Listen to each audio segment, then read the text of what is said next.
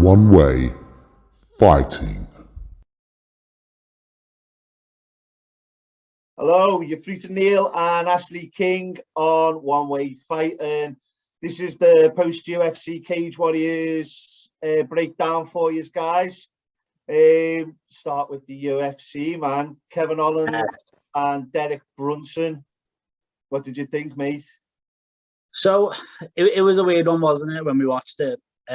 Like, I don't think I've ever seen anything like it, really, where you've got it. So if you start from the very first round, it was effortless. It was almost kind of like Kevin Holland slipped, and then Brunson got on top, managed to stay there. So good, good round for Brunson. But it was when they got back to the corner that was just kind of like, what are you doing? He was talking to Khabib, saying like, Khabib, like, teach me how to wrestle. Like, come on, like, go get one of my white jackets and come on the coaching team. And it was okay. At very first, it was a little bit funny. I was a bit like, oh, what's this? And it's like you say a joke. Okay, you say a joke the one time, and it's funny. People laugh, and then they say it 50 more times. Gets awkward, and that's the impression that I got. It was just a bit awkward. Essentially, like, you wasn't listening to your coaches or anything like that. Reminds me. And then yeah, that's the thing, mate. I'm hilarious, mate. But that's the thing. It's like, you're not listening to your corner. You go into the second round, and obviously, you should be intelligent enough to be like, okay, that round wasn't my round. Don't want to get taken down again because I couldn't get up. Okay, he might not have actually, wasn't like Derek Brunson double-legged him, took it down or anything. It was a slip, and then he stayed on top. But that's the point. He stayed on top, wasn't able to get up. He rocked Brunson in the second, though. So that's the thing. So, yeah, so we go into the second round, and, he starts off well. You are right. He rocks him. But then he got careless with it, though. He was just headhunting, just going forward. And, like, Brunson, again, was so able to just, because Fingy was just going all forward, it was so easy for him to just get the takedown. And then again, he got the takedown, couldn't get up. And there was kind of like, they spoke about it after the fight. Dana White mentioned that it was kind of a mental breakdown. And I can see why he was saying that. It's one of the things. He compared him to Oliver McCall and Lennox Lewis, who, I don't know if you remember that fight, he like literally had a breakdown, like crying and that.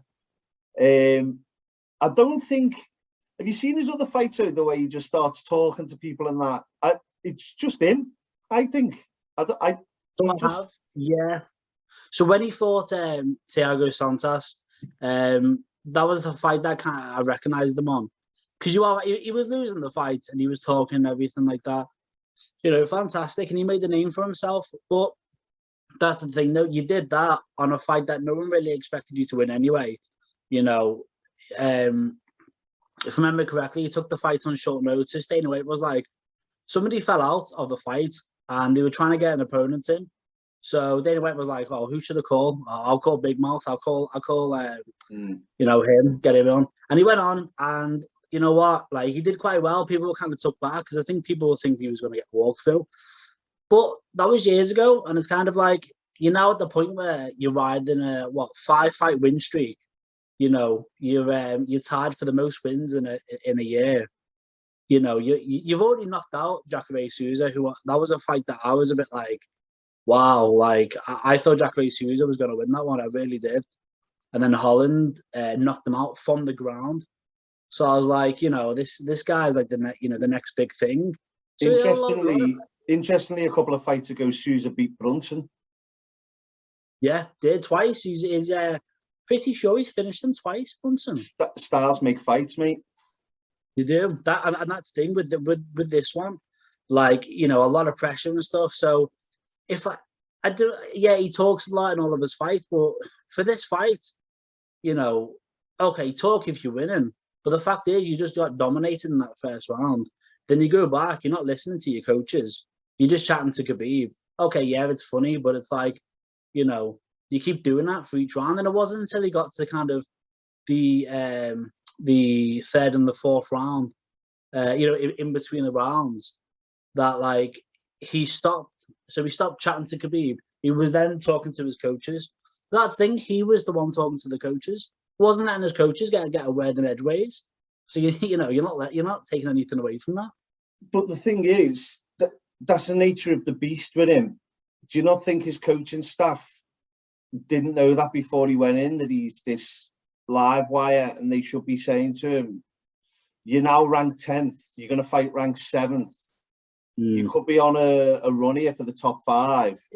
Because Brunson's gone up from 7th to 4th now in the rankings. Wow. Should they be saying, "Look, it's been all right when you've been fighting people who aren't ranked or lower ranked, but you need to get your head on it now"? So that's the thing. I feel like the coaches kind of fell into that trap of, "Oh, this is funny." You're chatting to Khabib and stuff. Everyone's laughing. I feel like they kind of went in with the flow, and then you didn't really see kind of the urgency until the third and fourth round. And then at that point, it's worked for 5 fights on the bounce within a space of last May to today. Well, till the weekend. So it's been working for him, what he's doing. But he's not been fighting anyone of Derek Brunson's caliber, really, other than Sousa. Yeah, I mean, so when he fought Darren Stewart, so Darren Stewart's another UK fighter. I've actually once seen him fight just before he got signed to the UFC, actually, and I remember watching that fight thinking that Holland had lost. I thought Darren Stewart did enough to win that fight. So it's not like, I'm not saying he's been dominating these fights, but he's been winning. You know what I mean? He's been winning. He's been looking good. Like that knockout on, is it Joaquin? The guy, that fighter who won by spinning back kick, like a jumping spinning back kick. Oh, yeah. Joanne Buckley. Joanne Buckley. Yeah, yeah. Joanne Buckley. Yeah. The highlights that was of the year, that one, eh? Yeah. That's the thing. Before he made that highlight knockout, he got knocked out against Kevin Holland. A superb knockout. So yeah, he does have the skills, and he even showed it in the loss with Derek Brunson. He caught him in the second round. But it was just with this fight, it was just a bit I feel like the talking just went against him. Because we're having this conversation now, When he took him down, because he's the first person to take Brunson down, if he'd have kept that mounted position, he was in guard, wasn't he? But he was throwing what looked like could have been tasty ground and pound. He had this big flinging arm, broken a guard. I think that was the 5th, was it, or the 4th or the 5th? Fifth round it was, yeah. 5th round, yeah. And I was thinking to myself, he didn't look like, it looked like he was throwing it with intent. Yeah.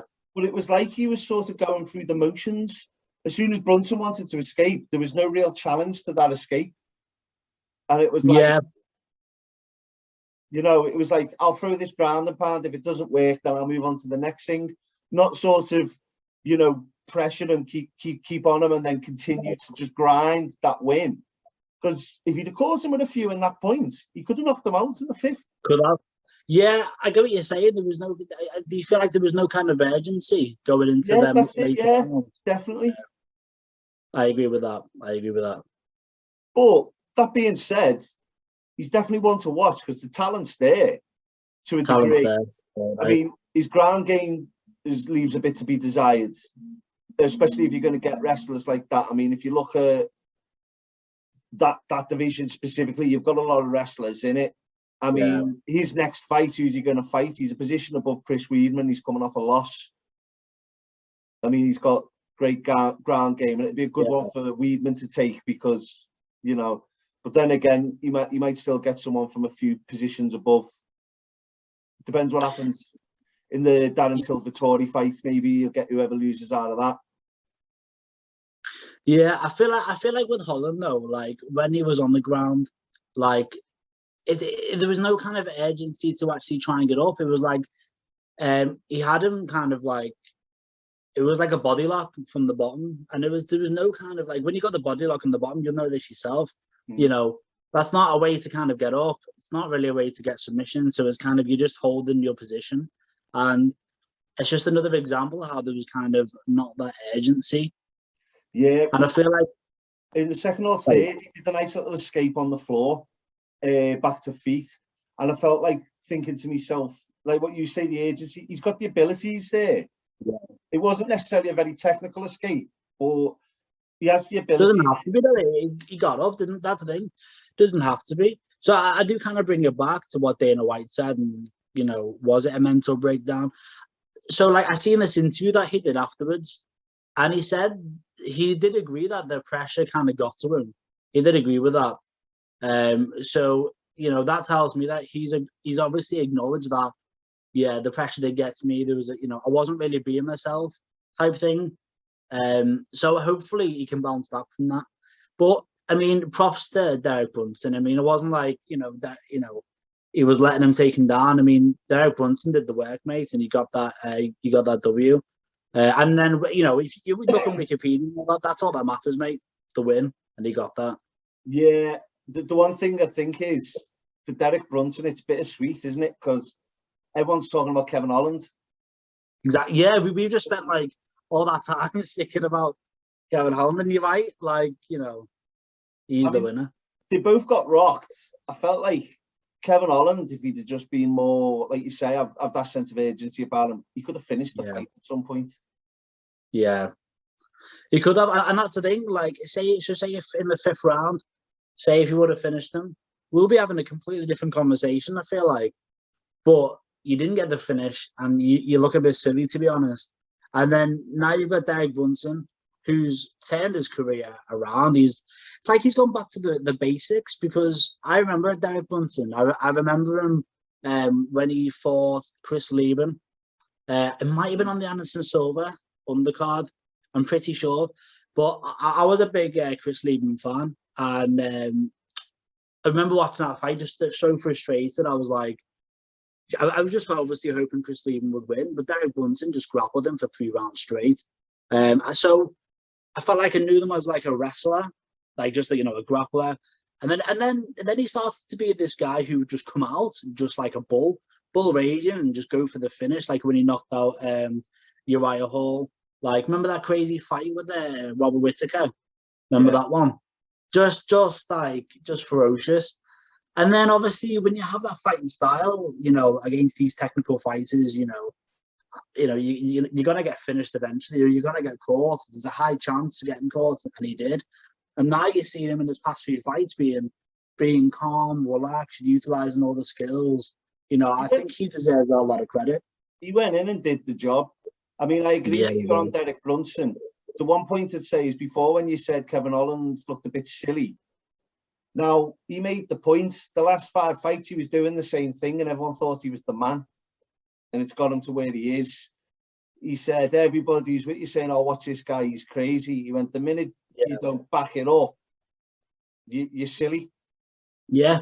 Out of the 6 last fights over a year span, 5 of them won, 1 lost. Done the same thing in terms of that crazy sort of talking to people and this, that, and the other. He's looked awesome on that, and there's highlights of him all over YouTube. Now he's daft. It's one of them. He said if he gets another win, because he was on Ariel Helwani today or yesterday, and he said, he went, I guarantee you, if I win the next one, doing the same thing, everyone will forget about it. I'm the man again. He said, there's always them people waiting for you to fuck up. Yeah, no, I mean, and I get that opinion, but I mean, that's the same thing with Anderson Silva. So go back and watch Anderson Silva. You know, he's climbing around. You know, he's winning fights in dominant fashion. You got people like, yeah, exactly, you know, and then he obviously has that fight with Chris Weidman where he's doing the same thing and he gets caught, and it's like, what are you doing? You're silly. But that's the thing, though. If you're gonna have that fighting style, you're gonna have that persona. Then, you know, you've got to own it, and you've got to face these type of like backlashes, because it's a big risk, big reward. Yeah. And it's the difference between getting you 2 or 3 fights to get to the title and 7 or 8 fights to get to the title, because you've got, I mean, you know, just look at the different people. If Oliveira was a big loudmouth sort of and spoke a bit more English, he'd probably he's on what, like 8-fight win streak, something like that. Yeah, 7 or 8. Yeah, and his submissions are crazy. So good. He's my dark horse for the division. He's my dark horse. I wanted Khabib to stay for that one more fight, because that would, out of all of them, that's the one that just makes you think. Yeah. Because so it got released, didn't it, this week? That so obviously we know now Khabib's officially retired. Dana's gonna leave him alone now. And we're gonna have Michael Chandler versus Charles Oliveira.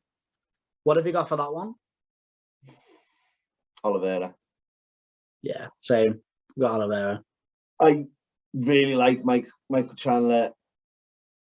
Excellent, like everything I've seen of him, and but Oliveira, he's got like that crazy submission streak.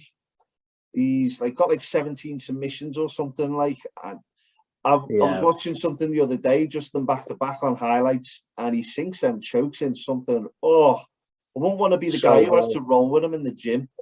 No, and his striking's gone a lot better as well. His striking's like getting to that level where he's finishing guys by strikes. So you got him doing that. I mean, he's dangerous. So he's my pick, definitely. Yeah, and the class has just gone up a bit with Tony Ferguson and stuff like that in terms of his competition. He's on a high right now. It just depends on Chandler. If he manages to keep him on his feet, I think it's Chandler. But he's not. Yeah, that's the thing. That's the thing with Chandler. It's like, he's a good wrestler in his own right. He's a good wrestler in his own right. But that's the thing with the wrestling, opens up submissions for Charles Oliveira as well. So sometimes I just feel it's going to be a bit of a bad matchup. But I really do. I feel, this is kind of Charles Oliveira's coming out party, so to speak. Yeah, I think you're in tight positions. If you get on top of Oliveira and you get in his guards, I can't remember who it was he did it to now. He cinched up the triangle, and the triangle wasn't sinking in, so he pulled the armbar in the triangle at the same time and made them tap.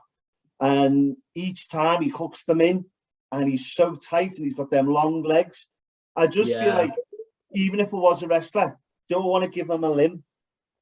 Yeah, exactly. Close to him, no. Never. Yeah, no, you're exactly right. That's the thing. No, Charles Oliveira is a weird one, because, like, there's been two times where he's been caught, and it's the same submission in the same way by a guillotine when they're trying to when he's going for the takedown on the fence. He got submitted against Anthony Pettis and what? Is it Ricardo Lomas? Lamas, yeah. He got submitted by them too, like, for so. But again, though, that was fights gone. Like, there are probably good things to happen to him because he learned from them as well. But it just shows, like, anything can happen. When is that fight? Do you know? Is it next month? Is it? Or? I'll have to look that up. To be honest with you, mate, I haven't got a clue. I did find out the Ortega Volkanovski fight's being postponed, which I'm good. So, yeah, that fight was meant to be this weekend, wasn't it? The co-main. Gutted. Have you seen the fight card for this weekend? No. If you, I'm not able to get it up. If you can get it up on your computer, like we'll go through it. We'll get our predictions for each of them. So yeah, go on. I'll put it on my phone and edit this. Yeah, sorry. Yeah. There's been a. Here we go. So.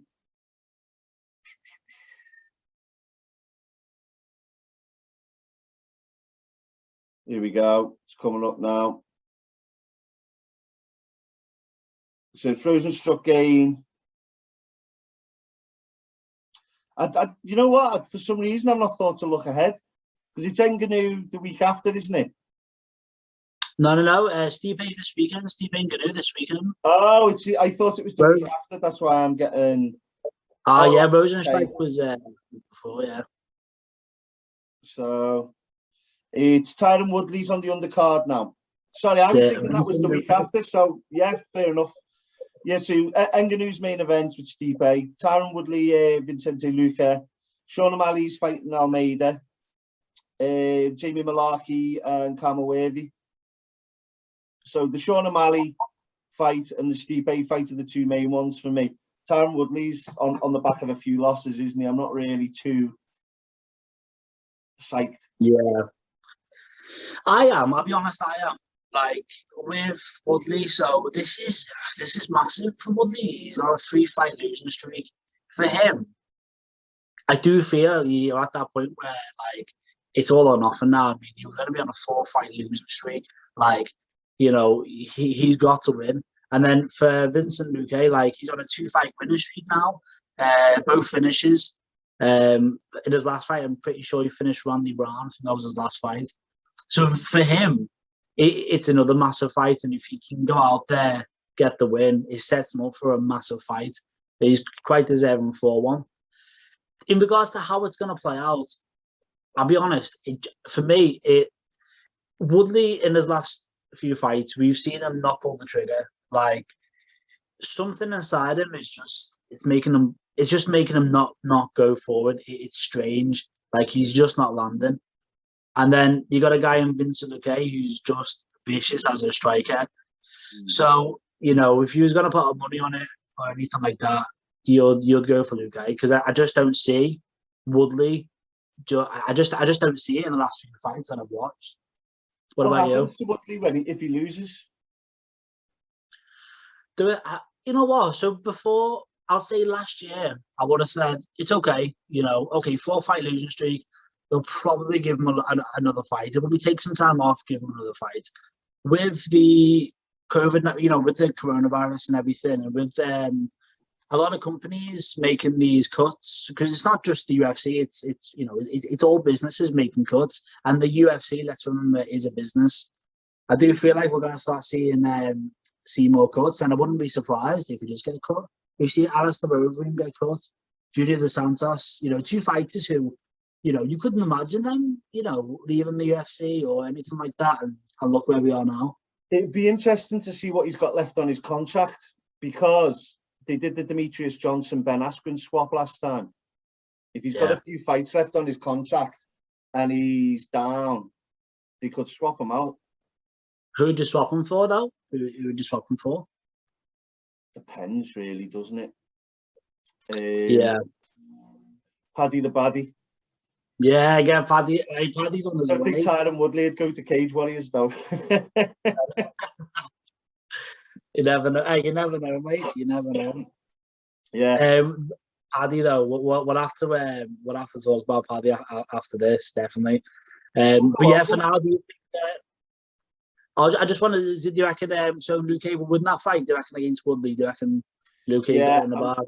I've not been confident in Woodley after the last fight. I just, like you said, it's like pulling the trigger. I think is probably one of the best ways to describe it. I noticed someone put a meme on the other day. This isn't like technical talk or nothing, but ever since he brought out his song, "I'm Gonna Kick Your Ass," he's lost like 15 rounds of fighting since. Not one round. Have you listened to that song that he did? Because I'll be honest, like I listened to it, like, because I was, you know, I can't imagine Woodley as a rapper or as a comedian. So this is true, by the way. You go on YouTube and watch one of his stand-up shows. Like, he generally has a stand-up show, and funny, I think it's crazy. No, but so would you say Woodley's a funny guy? That's the thing. He's just, you know, you watch him in the interviews. Obviously, he's been on the Joe Rogan podcast and stuff. The guy does not come across as a funny guy. You know, he's quite a serious guy. Yeah, I don't understand the Brendan Schaub stand-up either. Oh, I was actually going to watch Brendan. So I got tickets for my birthday last year. I think it was last year for a show in Ireland. Obviously got cancelled and go, but I like Brendan Schaub. I do. No, I like him. I like him, but I watched his stand-up and it was like him talking about which fight was it? The one where he got Travis Brown. Was it Travis Brown? Yeah, it was. Yeah, with the tats on. But it'd have been funny if I was stood in the bar with him. Not if I'd paid fucking 30 quid to go watch it. I'd want some fucking hilarity, like, you know what I mean? None of this. I want my money's worth. None of this, like, I could have heard that down the boozer off anyone who fights, you know. I think of Brendan Schaub, I mean, for me personally, I wasn't going to see a stand-up. I was just going to watch it because it's Brendan Schaub, I'll be honest. But that's do you think Joe Rogan's funny then, on his stand-ups? Some of it is really funny, and then some of it is very American, and we've got a different sense of humour. So I can imagine in America, I can imagine in America it's hilarious. Some of it is hilarious, but then some of it is, for me, a bit. I can see where the jokes are going. Yeah, I'll be honest. I think with Joe Rogan, his stand-up's just not for me. And I'll be honest, it was annoying because I was a bit like, I'm a little Joe Rogan fanboy, mate. Like, I am. One of the main reasons why I agreed to do the podcast, to be honest, just because I wanted to be the next Joe Rogan, mate. Like, you know, I'm like obsessed with him. Could do, mate. Hey, could do. Never know, mate. Keep sharing and subscribing, everyone. You never know. Imagine viral videos of you doing taekwondo kicks in the fucking spinning back kicks. The bag breaking your ankle. I have a video of me. I've got a video of me on the punching bag in the back garden, and I'm telling you now, mate, I have had professional fighters say to me, "Oh, stop what you're doing, quit your day job, mate. You need to start MMA." My right hand is the fastest right hand anyone has ever seen. Let us watch that video.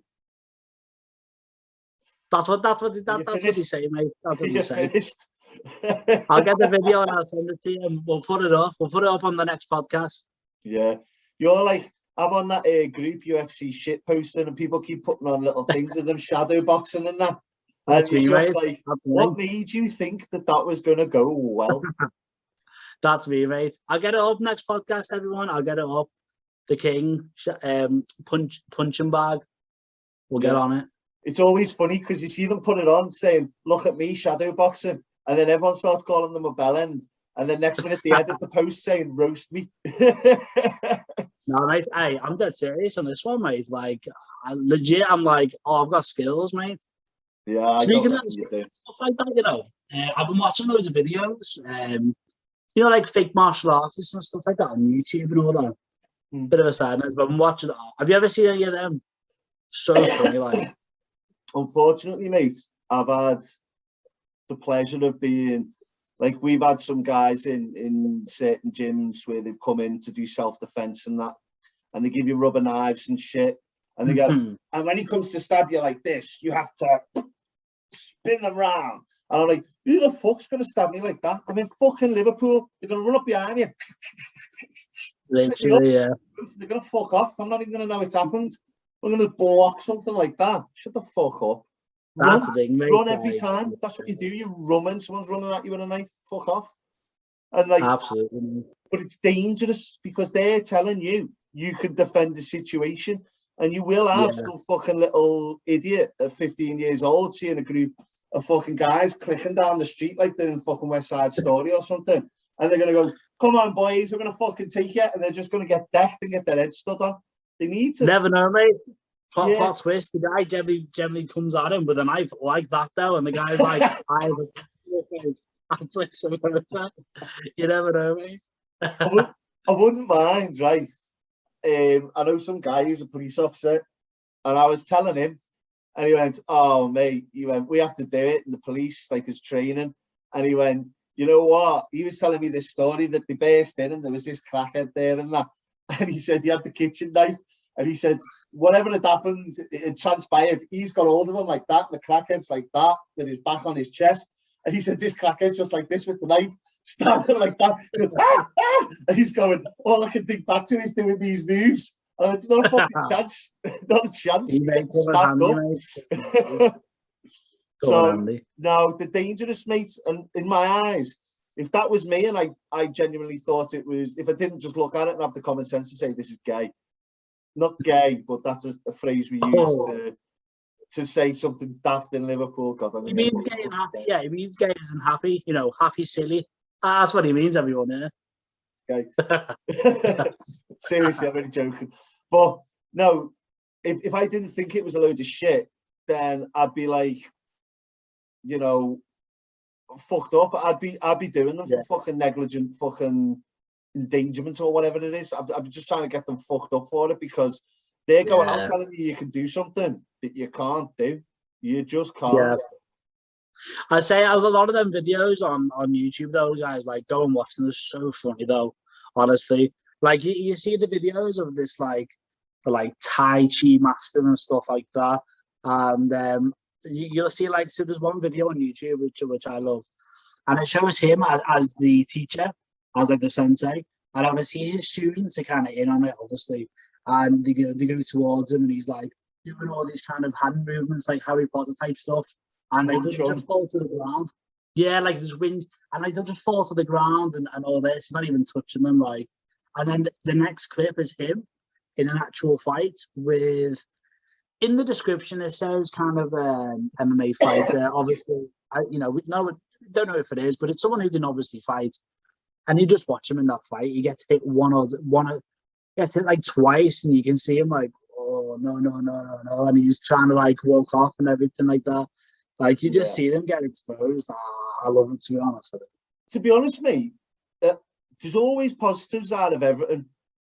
Because I had a mate who was a big juice dealer. Still mates with him, good guy. And he was going on, he was doing Krav Maga up in Vauxhall. And some of the stuff he showed me was boss. But it's all very situational. And he's going, I'm like purple belt, this, that, and the other. I'm like, yeah, but getting a sparring situation with me, you're fucked. Because I'm not holding a gun to the back of your head. Yeah. You know what I mean? And he was like, no, I'm graded, I'm this, that, I've got X amount of years experience. Lad, honestly, by the end of it, at one point I put him in a Nucci Martin and hip tossed him, right? He then took the ceiling with him because he's so big. And he just couldn't understand. And he was like, you're right. But I said to him, some of the stuff you show me is good. It is good, but it's situational. You don't spar with someone pointing a gun at you. You know what I mean? You just practice set routine situations, and you're only good in those situations.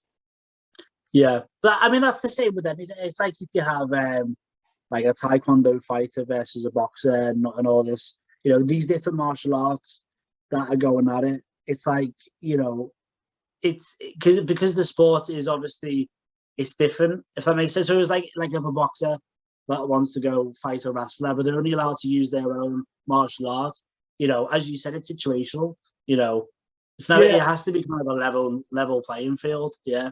And the thing with stuff like Krav Maga, you see, I'm saying that I could go see someone who's actually, one of the masters who teaches it, and they could kick me fucking ass, because the majority of them, they're taught Krav Maga and stuff like that because they've been in the armed forces. So they couple all that situational stuff with actual real combat and heavy duty sparring and MMA and everything. So they are genuinely fucking hard motherfuckers. But if you're teaching someone in the street how to deal with it, and they're not getting that same sort of sparring and the rest of the thing, then you're teaching them off the game. Yeah. There's an interesting, and again, we will get them on to the podcast, but just this conversation reminded me of a conversation I had with my mate Paul Webb. So he was saying to me that this few years ago, this was that something to do with in one of his I think it was a BJJ class, but for some reason, Paul Rimmer opted to go for kind of a different, just a different subject for the class, and it was about that. It was actually about kind of simple kind of techniques where your own mom or your own nan can actually do it in the street. So just kind of moves that require kind of little strength, more kind of technique that would kind of help them in the streets. And I thought that was quite interesting, like that. A guy who's obviously quite well respected, obviously, head coach of Next Gen. The fact of people, there are people out there that can actually teach really helpful moves for people that don't know anything about fighting, but little kind of tips and helps to kind of, if they are in that situation where they are being attacked, at least they'll have some sort of, kind of help to actually defend themselves. I've got a mate who come out to Gran Canaria, right? This just made me fucking laugh. This, you know what? As soon as you start talking about it, people ask you a question, but then really want to tell you what they think. So what would you do, like, if someone come at you with a knife? I'm just like, I don't want to talk about this because I know you already know what to do in this situation. So I just made a bit of a, I'm not going to use the C word, made a bit of a see you next Tuesday out of him. And he's going, oh, well, you know, my arm fella told me you take off your T-shirt, wrap it around your arm and you use it to do this and that. I would go on then, take your T-shirt off, see if I can stab you. So he's like, stab. You can't even get your fucking T-shirt off, lad. You're dead. Shut up. But you're going to take your fucking top off. I have heard that with the T-shirt, like, I have heard that. Lad, but the thing is, though, if someone's aggressive enough to bring a knife out, they're not going to wait for you to be rude to protect yourself. Wait there, let me make a Kevlar vest for my arm. Fuck off. I'm going to stab you in the neck. 2 seconds, mate. Right? Yeah. If you don't have a jacket, then you'll have to take your top off in front of everyone, mate. Could be embarrassing. You never know. Not for me, lads. Muscular man, lad. Yeah. I'll have to go with my pants, mate. I'll have to take my pants off, you know what I mean? Use the I'd pants. have to shave me back again. Yeah. Like 2 seconds, mate. I had to shave me back when I used to go in the cage. I didn't want anyone to see how hairy it is, lads. You should have got some promos on your back, you know. Get like just like yeah, like someone to actually like implement their like logo on your back. Good on, mate. Yeah. Missed out, lad. Missed opportunities. Thingy then. So back to the fights then. On the fight card. So that's the co-main. And then did you say Sean O'Malley? That's your like next big one. Yeah, against Thomas Almeida. Yeah, that'll be a good fight. You're quite high on Sean O'Malley, are you? Yeah. Yeah, I like him. I like what I've seen. I think because he's big into the weed and stuff like that. He's mates with Rogan. He's 10 times more popular, and he's got the crazy hair and stuff like that. I've liked this fight, mate. He looks technically good. Stops people in that, yeah. And Almeida's exciting to watch, so I think it'll be a good fight. They're well matched. I think it'll be a fun one. I think it's gonna. So I'm intrigued to see how Sean O'Malley comes back. You know, his last fight. Okay, take all the excuses and everything aside. It went down as a loss. It went down as a TKO loss. So I'm intrigued to see how he bounces back from that. Do you know what I mean? You got Thomas Almeida, who I'm pretty sure he's on a bad losing streak. Again, correct me if I'm wrong, anyone. I think he's on like a 3 or 4 fight losing streak. Ooh, I'll have to double check that. I thought he'd come back from it already, but either way, he's still an exciting fighter, mate. I mean, it's gonna be good. You look at how many fighters there are out there at the minute who've had 2 or 3 losses and they've either bounced back or, I mean, Darren Till's had a few in the last few things. I still want to watch him fight. Yeah, but I was just saying about the mental aspect, how he kind of, you know, so, okay, Sean O'Malley, for example, again, this is his first fight from his first loss. So it's about him kind of, you know, going back in, you know, without, does he have the same confidence? You know, what's he going to be like? Thomas Almeida, he desperately needs a win, mate. I'm pretty confident that he's on like a 3-fight losing streak. And if he loses this fight, there's no reason why he shouldn't be cut from the UFC. So again, it's a high-level fight for him. So yeah. I think you might see Thomas Almeida be kind of hesitant. You don't know. He could absolutely just go for it. You don't know. But that's a fun one. For that one, I've got Sean O'Malley. I've got Sean O'Malley on that one. That's my pick. Look at Pettis. Pettis was one of them. He was like champ, lost it. He lost several fights after, but then could come back to a certain degree and stuff like that. And I think really you find that more with when people have reached the top, because they believe their own hype then. I think when you're sort of in their position, you're sort of still on the road to it, and it's just a setback. That's how I feel. I think he'll be all right. I think it'll be a good fight. So do you think if Thomas Almeida loses, though, you don't think he'll be cut by the UFC or anything? No. Think he'll be all right? I don't know. Depends where he's ranked, to be honest with you. I don't even think he's ranked, mate. Like, is he not honestly, though, if you look at his record, I'm so confident he's on like a 3 or 4 fight losing streak. Again, listen, I obviously could be wrong, but I'm so sure he is. Like, I haven't seen a win in a long time. Like, I'm checking this out, lads, because I watch him be on a 3 fight winning streak now. Like, he's 22-4-0. Last fight lost for both of them. Yeah, like we just said. It's not giving me their last fight here. Thomas Almeida. Go on Wikipedia. Should just. I'm on the UFC site But yeah, so nah, you're right. Yeah, 3-fight loss. 3-fight losing streak. So again, this other one. He's 22-4 though, isn't he? But so is But then again, if you use that same example, Henan Barao went on this absolute tear where he was like, I think he was like 20-something and 1. When he lost the Dillashaw. Lost the Dillashaw, and then he just went 18, I think it was. Was it? Yeah, and then he just went on this losing streak, and then, but that was a time where you could kind of get away with that. Yeah, you saw that. Yeah, you saw it, mate. And we've seen loads of fighters kind of diminish from when you saw this come in. That's an interesting topic to actually go into, to be honest. But that's a big conversation, I think. If you look at like fighters' records from pre-Usada to post-Usada. I mean, you've got your obvious one, Vitor Belfort. TRT Vitor, mate, we love him. Yeah. Love him. Lad, I mean, at the end of the day, he was from the generation. Like, did you ever see when he fought Wanderlei Silva and he had his neck like that up to his ears and he's just like that, bam. So fast. Dude. But it is what it is with that, mate. I mean, the Pride days, they were encouraging it, Yeah. It still happens to this day, though. There's no regulations in the UK fight scene. So Cage Warriors, I'm pretty confident. Well, there's no Usada in Cage Warriors, like, so they don't have as strict testing that they do. I mean, the most dangerous ones, in my opinion, is your local ones. There's, again, Neilll, correct me if I'm wrong, mate, but there's no testing in the local MMA scene, is there? Not your small venue. So, like, that's what I'm saying. So, like, it still happens to this day.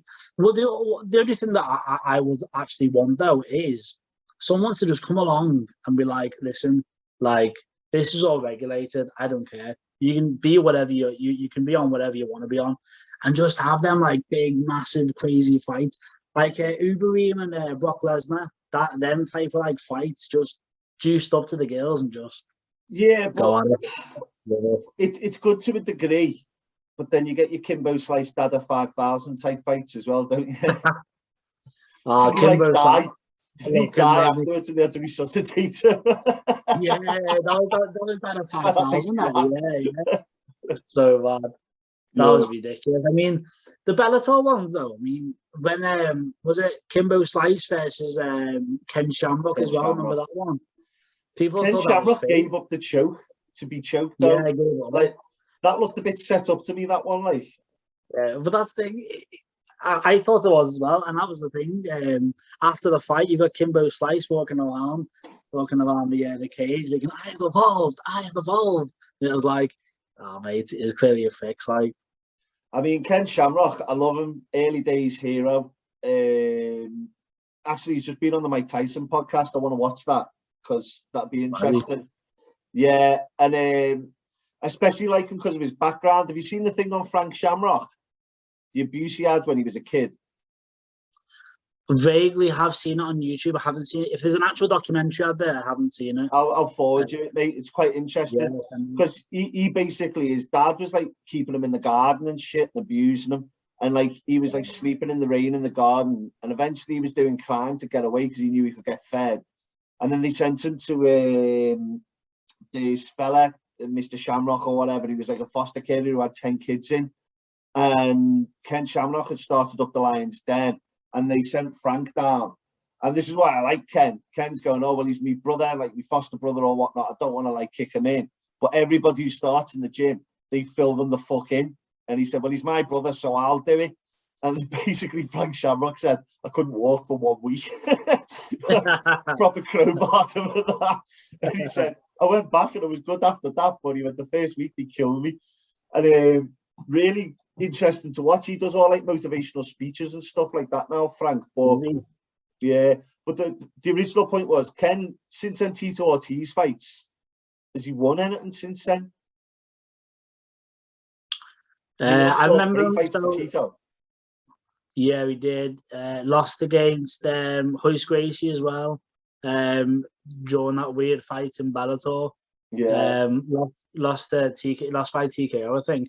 Honestly, mate, apart from them big fights, I honestly don't have a clue if apart from them fights with Kimbo Slice and Hoist Gracie, I don't have a clue. I think the thing with Shamrock, though, he was definitely pre-Usada, because in them Tito Ortiz fights, even Tito Ortiz says it in the run-up to the first one.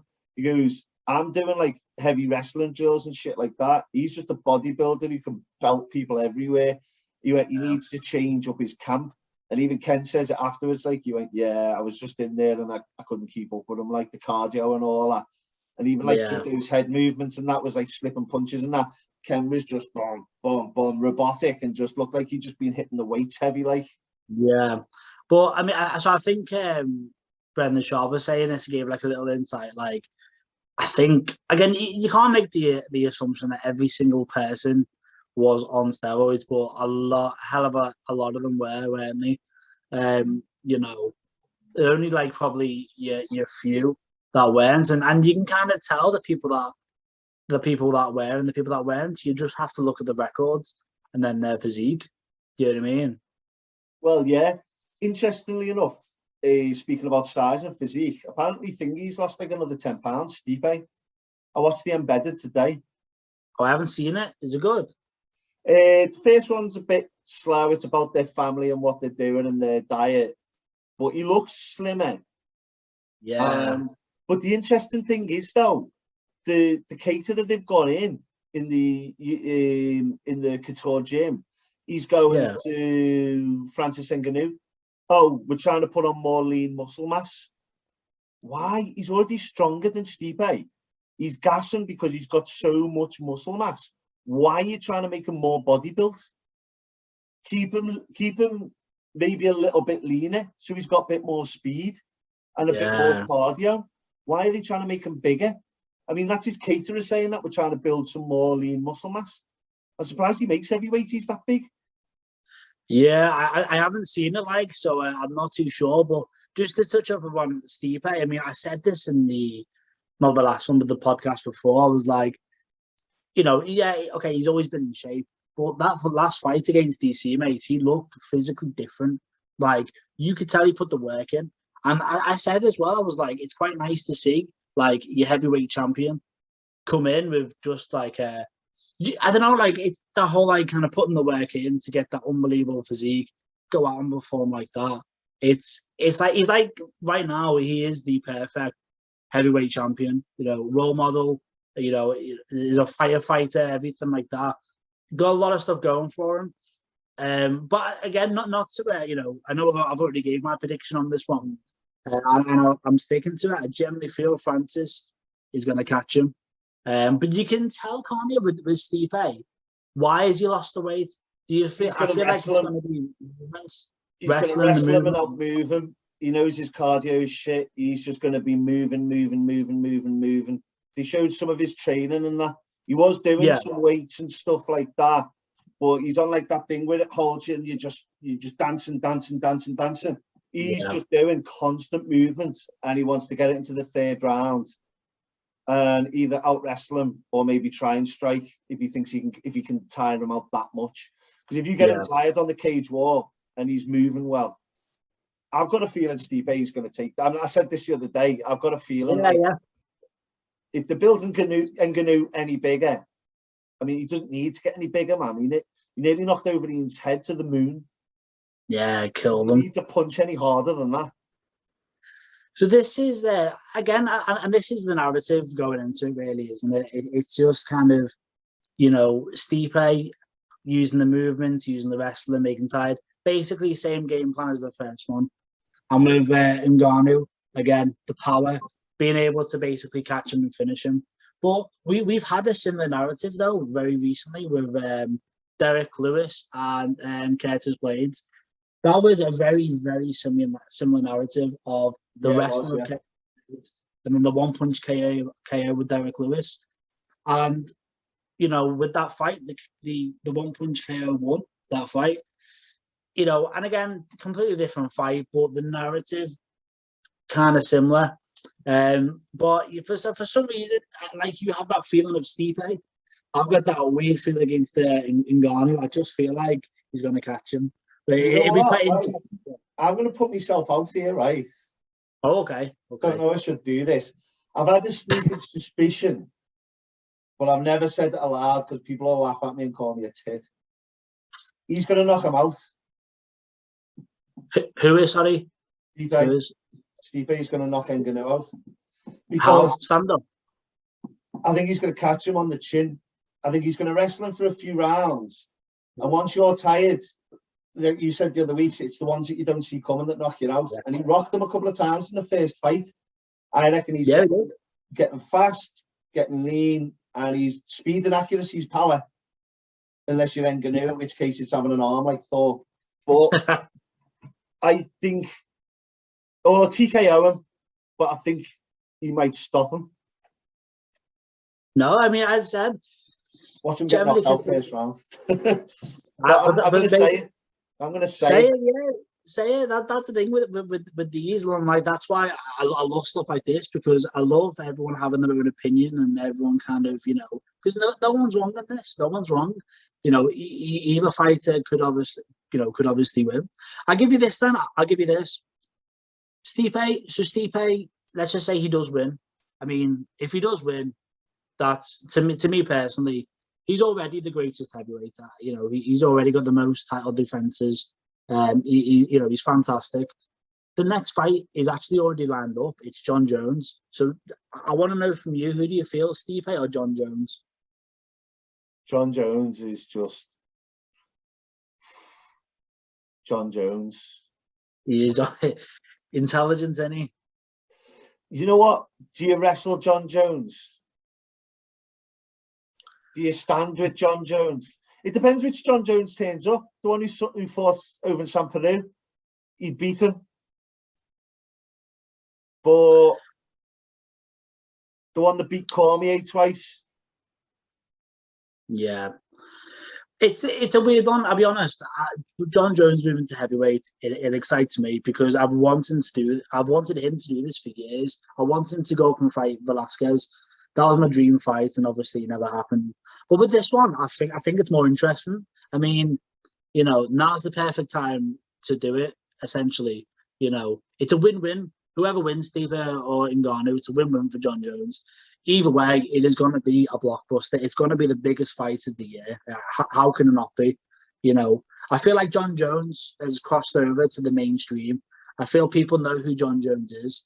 And I feel like, yeah, and him with the narrative of finally going up in weight, fighting for the heavyweight belt. It doesn't matter, in my opinion, who wins, Stipe or Ngannou. Whoever wins that fight is going to be the baddest man on the planet. They both already have the reputations. Like, to me, that's going to be the biggest fight of the year. If it does happen this year. Ngannou's only young as well, though, isn't he? I have no idea. Again, I think is he not 34, 35? Oh, is he? I don't know. He looks it like, but I just feel like he was young, but definitely in his 30s. Definitely in his 30s. It'd be scary if he was in his 20s. That's what I'm saying. Yeah. 21 years old, fucking hell. But yeah, that's my fight of the year. That one, Jon Jones, and whoever wins this weekend. You know what though? I want to see Derek Lewis fight the winner. Jon Jones, for me, I want to see Derek Lewis win the belt before someone has to fight Jon Jones, and he just keeps it for years. Yeah, I know. Yeah, so I feel good story. No, I completely get it. Listen, I love Derek Lewis, and it will be a good feel-good story. But I'm sorry, nothing is taking my mind off Jon Jones. But we don't know. So what if Jon Jones, you know, has another hit and run, and he's out for like, you know, a year, he gets suspended for a year? Then Derek Lewis is right there. Anything that can happen. Okay, let me give you this one then. So I will start with Stipe then. Stipe versus Derek Lewis. What do you think?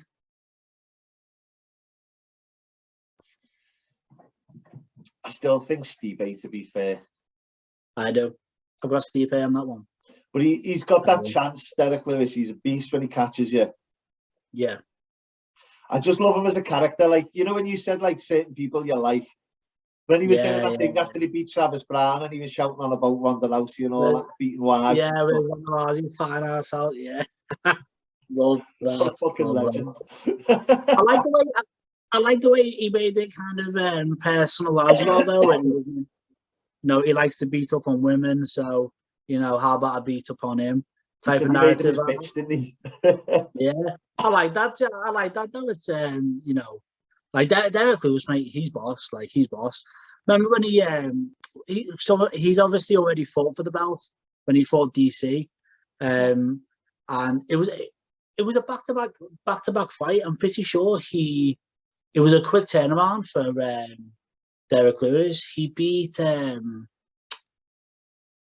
was it Volkan? I can't remember. He beat someone anyway. I think it might have been Volkan. I can't remember. And then he had a quick turnaround. No, or Volkov. Big tall guy. Derek Lewis, man, about. Oh, Derek Lewis won a fight. I can't remember who he beat, but he won a fight, and then in a very quick turnaround, and he fought DC for the belt. And there was loads of like videos. It would have been like embedded or countdown, and he was just doing like a lot of cardio. Looked so slimmed down, you know. So, you know, and he said as well, kind of like there's always issues with his back. But I'm pretty sure he's fixed them issues now, you know. Pretty sure he has. He's doing that big belly splash he does at the end of his wins, lads. Oh, I love that, you know. I absolutely love it. Go on then. Let's get back onto the main one for us too. Paddy, the baddie, Pimblett, Cage Warriors. Was it 1-2-2? Can't remember. So he's back up. That's his second win on the bounce now, and he fought David Martinez. And I'll tell you what I thought of it. Yeah, go on. Then you ran for 4 hours because, I mean, you're like, I love him. I think he's boss. I think he's great for the sport, for the community in the UK. And hopefully he'll be over in America soon, and Vegas and Fight Island. That's fingers crossed. So, I mean, first of all, even the commentators said he looked relaxed. He was coming in. I mean, it was only a minute 15 or 14 or something. He was using the teep at first, managing the distance, which looked smart thing to do, looked comfortable. That Martinez gave him like a little rush, didn't he? And he retreated back a little bit and then put the pressure back on. He went back to the cage wall. Martinez threw a kick and then he pushed them back. And then he caught him with that head kick, didn't he? And then traded a bit with him. Well, didn't trade. He pounded him on the cage fence. Yeah. Martinez shot him, tried to take him down. He put him in a clinch, didn't he? He threw a hip toss straight into full mount. He didn't even get to put ground and pound on him. That Martinez turned into turtle. Paddy took back, beat him a bit, and then got the rear naked choke. And that was off the road. What a fucking performance. And I'd just like to say before you go, he looks in the best shape physically that I've seen him in, as well as mentally. Yeah, I'll be honest. The main thing that I noticed was his confidence, and it was just sometimes with people you just know that they're in this kind of zone. It was like a focus that he had, and watching him do the walkouts and everything like that. As you quite rightly said, he was calm, he was focused, and I just thinking, you know, not even fighter-wise, there's just a certain point where everyone kind of gets to in their lives where it's kind of like they know exactly who they are, exactly what they're about, they know exactly where they want to be. And I feel like Paddy is in this position where everything is just right at the minute. And that performance just speaks volumes. I mean, what a perfect performance to have that. And then to just be so kind of like, you know, UFC, like, you know, sign me up right now. And, you know, I've watched a lot of the UFC. They've been sharing a lot of Paddy's stuff. So there's obviously something happening. They always have. Now, if Paddy, so he lost one, won one, then fought on the weekend, won. So that was his second fight on the bounce that he's won. If he hadn't done that, then I got a feeling like he'd already be be off somewhere else, whether it's Bellator or UFC. The thing is, I just found maybe that Martinez, his record, because he was the co-main event, but no one was really watching the main event. Everyone was watching Paddy, or at least from what I've seen and heard on the internet. I'm not seeing any other fight on the internet other than that from the Cage Warriors. No, yeah. Over than what people are sharing in the community. Yeah, I've only seen the other fights, like for example Nathan Fletcher, but that's only because I've got people from Next Gen on social media, so they just pop up. But you are completely right, mate. Paddy, it's all about him, mate. And you know what you're saying there, like about the UFC. So he has been offered a contract with the UFC, but it was actually less than what he was on at Cage Warriors. So he was like, no. I'm pretty sure he's been offered the contract twice, by the way. The second time, again, you know, correct me if I'm wrong. I'm so sure it was something to do with the when the UFC went to Liverpool. I'm sure they tried to get him then, but I think he rejected it again then, or something like that. But right now, though, he's ready, and I'm pretty confident that if the UFC, you know, give him the call, like, you know, he wants to go. Well, he said it anyway, didn't he? He said he wants to, like, this is it now. That's right. And did his little dance and that. So what do you think then? Okay, so he is clearly going to get signed to the UFC. So two questions I've got really. Number one, does he stick to lightweight? And then number two, how do you think he'll get on in the lightweight division? How do you think he'll fit in? So lightweight is stacked. Going down to featherweight, he looked lean there. I don't know, would that be too much? Though. He was younger, mate. He was younger back then. And he struggled badly. Yeah, so, I don't think that would be healthy. You see, he could do well at this present moment, sort of ranked 15th to maybe 7th, 8th, I think. And then I think it's a struggle from there. But that's off the back of what I've seen now. If he goes to the UFC, it depends, because how old's Paddy now? So he's a year younger than me, so he's 26. 26. I think, yeah. You know what? I mean, when he's hitting 30, breaking that top 5, I don't think it's going to be an issue. I just think right now, the difference of what you've got in Cage Warriors to the difference of what you've got in the UFC. You can only fight what's in front of you. Exactly. And the thing is, with him being a big name, you just want to make sure he doesn't win 2 lower fights and then they go throw him in against 7th or 8th.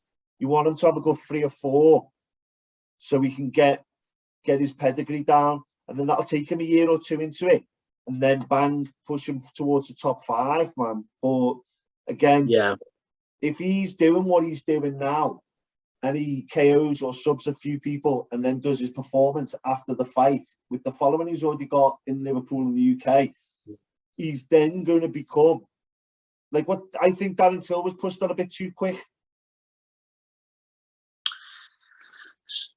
Yeah. So Paddy, I completely agree with you. You like took the words out of my mouth, to be honest. Like, and I tried to explain this with Tom Aspinall type thing. It's like, with the heavyweight division being kind of a weaker division, it's going to be quite hard for him to have them stepping stones. Paddy's case is actually quite the opposite. The lightweight division is so tough to break through, but with Paddy, he's so popular. You know, people just love him. He's already got a following in America anyway. You know, he's been on the Ariel Helwani show quite a lot of times. He has that following already.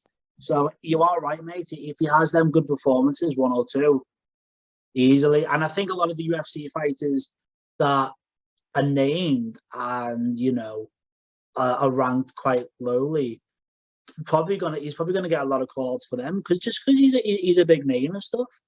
With Darren Till, I can only give with Darren Till, I honestly I didn't hear about him until he won one of his fights, and he won by knockout. It was did you ever watch it? It was this it was his ground and pound by elbow, just elbowed the guy. Yeah. Knocked him out. Yeah, so that was like after the second fight, wasn't it? What I think so, yeah, I think so. Because he drew one, didn't he? He drew one like the second fight. Yeah, he drew with Nicholas Dalby. But that fight that he knocked the guy out, watched the fight. I missed the introduction, so I didn't actually know where he was from, to be honest. I actually thought he was just from Brazil. I don't know why. And then in the post-fight, that's the thing. So in the post-fight, he starts speaking Portuguese and then obviously then he starts speaking English. And then I was listening to his accent, and I'm like, is he from Liverpool? And I was like, wow, like he's from Liverpool. And I was like, and I remember texting. I text Paul and I was like, do you know who Darren Till is? I actually thought you might be from Next Gen. I didn't know anything about him. Paul's like, I've never heard of him. And then obviously, yeah, he's from Carbon. We understand his journey where he got stabbed, didn't he, in a party in Liverpool over night out. Yeah, his trainer. Yeah. So obviously we knew the backstory. But obviously I had that time, didn't he? He's been right. So before the UFC and all that, like I think it was in Seaforth. I was in the gym on the corner, and I was talking to a guy who was going on to me about Cabon and stuff like that. I know a couple of fighters from there who aren't necessarily like high up in that, and they were going on about him. And I think he was doing K1 type stuff then, and they were saying, like, at the time, this is going back like so many years, I'd remember the name when I seen him on UFC, and they were just going on saying, this kid is just bingoing people, like, just like he's hitting like a fella when he's like, 18, 19, whatever. And he'd been a big name around Liverpool at the time. That was the first time I'd heard of him. That's gone back like a good few years now, like must be like 9 years or something. Wow. Like seriously, because I've been away for 3 years, and I haven't trained in Seaforth for about fucking 6 or 7 at least. So yeah, and people were talking then. So that's the thing with Darren. I mean, now he's just exploded, likable. Everyone loves him on social media and everything. He's obviously got a lot of other stuff like other side businesses as well. With his next fight against that Vittori. How do you say it? Vittori? Yeah, Vittori. Yeah. He's decent. What do you think? I personally think he takes it. I think there's a lot riding on it for him. With decent form. And I watched that James English podcast, just something about him. He still believes in himself. He's still confident, and his ability is definitely there. I think he's just got through into the mix dead quick. I think this fight's a good fight for him. I think he runs through this, put his confidence back in check, and then he's back to looking for a bigger fight. Because Adesanya turned around and said, if he beats Vittori, I'll do him. Yeah, he wants that fight with Till, Adesanya. And that's the thing with Till, though. It's like, he's got, I mean, you are right, all he has to do is win this fight and he's got the title shot. Whether it's right or whether it's wrong, it doesn't matter. I feel like he's going to get the next shot. But that's the thing with Till, though. In the fights that I've watched recently, I feel like, so the fight against Robert Whittaker, for example, that fight was a lot closer than what people kind of talk about. Robert Whittaker wasn't dominating the fight. Darren Till was in that fight from the start till the end. He really was. And I felt like if he was just more urgent with it and kind of pushed forward a little bit more, he could have got the decision. It really could have, mate. He could have. What's the James English podcast, mate? What's the James English one? I mean, I'm doing my podcast, plugging someone else's, but it's a good podcast in general, actually, to be fair. I watch it regular. But the Darren Till episode, mate, he goes through it all. And when you watch it and he explains away stuff and how his mindset is, you just, he does some things, like he says some things that makes you think, wow. But when he explains himself, it just fits into place what you see on screen when he's fighting and stuff like that for me. I'd have to watch that. The one that intrigued me was when he won against Kelvin Gastelum, and he was talking to I can't remember who the interviewer was, to be honest. But he started to get quite emotional, didn't he? Just saying that he was kind of just scared. Not to say like he was not because he was scared of Kelvin Gastelum, just because obviously coming after his first knockout loss, so first time he's actually been knocked out. And I think he was just scared of like, I don't know, to be honest, I don't know what he was. Yeah, but I didn't really explain it. He's one of them though. Did you see it? Like when he made some comments saying, "I'll fight anyone, I'll fuck anyone in the middleweight division," and then he just turned around and went, "Except Yoel. No one wants to fight." Yeah, except Yoel. No one wants to fight Yoel, lad.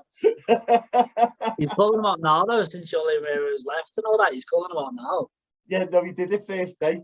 Did you follow him on? Your friends with him on Facebook? He he blocked him. They blocked him because he was saying stuff, and then he come back on and he put this little short hair wig on, called himself Karen Till. Oh, I love that. Honestly, like some of his memes, they crack me up. Like, but yeah, I feel like with this fight though, like he's fighting a tough guy, mate. Like, I can't. Tell me how to say his name again. Vettori. Yeah. We'll have to learn how to pronounce his name. But yeah, that Vettori in his last fight, he won against Jack Manson.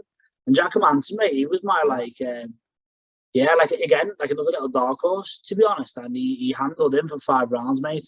So this guy's no joke. So like, no, he's not.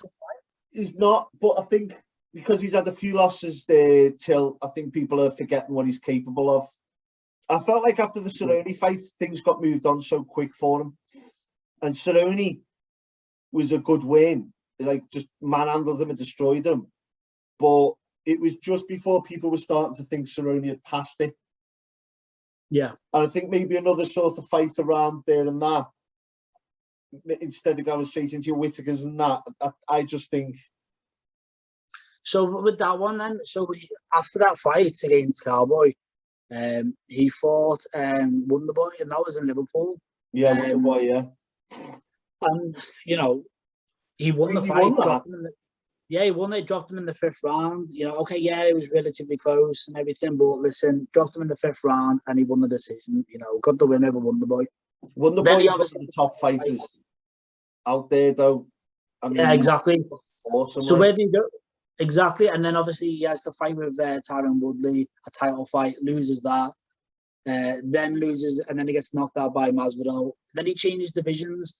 Now with that star quality that he's already fighting for the title, you know, you transition into a brand new division, with all that kind of momentum. Well, I say momentum, obviously coming off 2 losses, but with all that kind of you know, like his fans and everything, you know, the new guy in the division gets the first fight in his division against Calvin Gastelum on a massive stacked card. I think it was in New York, that one, and then you win. And then obviously, you know, he unfortunately for him, he's going to have them big fights now. Yeah. You know, he's a likable guy. You know, everyone wants to see him fight the big fight, and the fighters seem to like him, so they really want to, have that fight with him and stuff. He, constantly getting called out. It's interesting, like you know when you were saying before about Thomas Almeida coming off the back of 3 losses. So I remember back in the day, it used to be if you lost 3 on the bounce, you were out. Irrelevant to who you were. That's how they used to run it. And it's interesting now that you're sort of like, do you keep them in, do you not? Because I think the knowledge on the sport's evolved a bit in terms of everything that's packed into it. I feel like...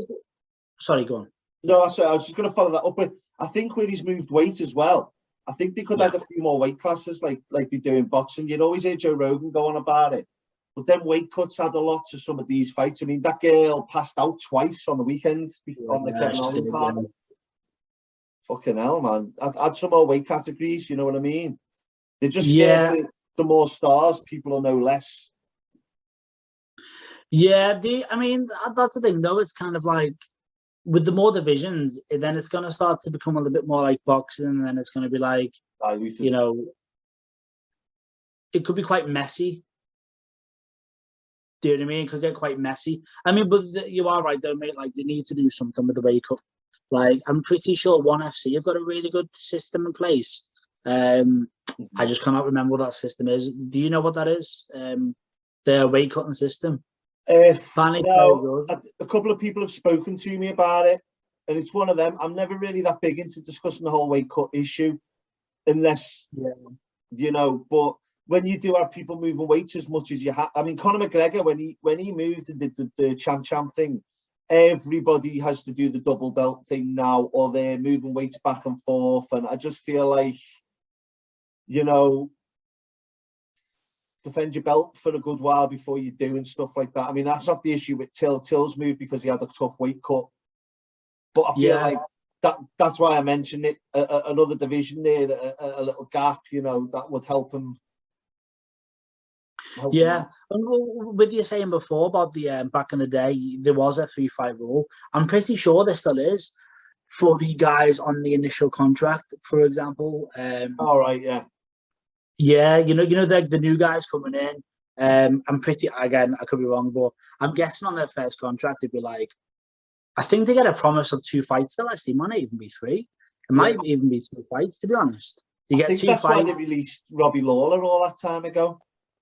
I don't know if he'd lost 3, but I remember him losing to Nick Diaz, and then all of a sudden he was gone. Yeah. I don't know if they just ended his contract on what he was due and they would just let him go. Not too sure. It's going to be like a case-by-case basis, isn't it? But I just think now, though, with the whole company making cuts and everything like that, you know, we've already seen Junior Dos Santos, Alistair Overeem be cut. You know, am I gonna be surprised if like you guys like Thomas Almeida or Tyron Woodley are going to be cut? Not really, to be honest. Yeah. You know, as Dana White says, the divisions have to, like, they're getting so many more fighters now. We're going to start seeing them old legends go. Yeah, and interestingly enough, with the Overeem one of the promotions out in Japan said it'd be nice for him to finish his career there. We can just get him the right fight.